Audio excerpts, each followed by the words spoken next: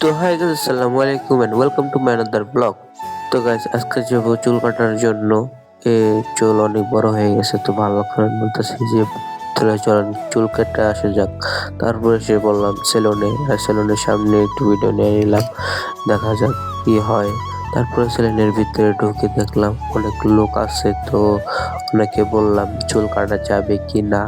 উনি বললো হ্যাঁ, একটু বসতে হবে।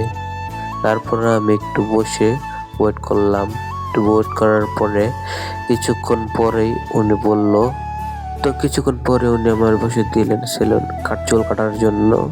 আর চুল অনেক সুন্দর করে কেটে দিল। আর কাটার পরে আমি অনেক প্রথম ভাবছিলাম অনেক খারাপ হবে, নতুন কর্মচারী তো, না দেখি অনেক সুন্দর কাটা হয়েছে আর আমি অনেক খুশি। তো দেখতে পারতেছেন আমার ফাইনাল লুকটা।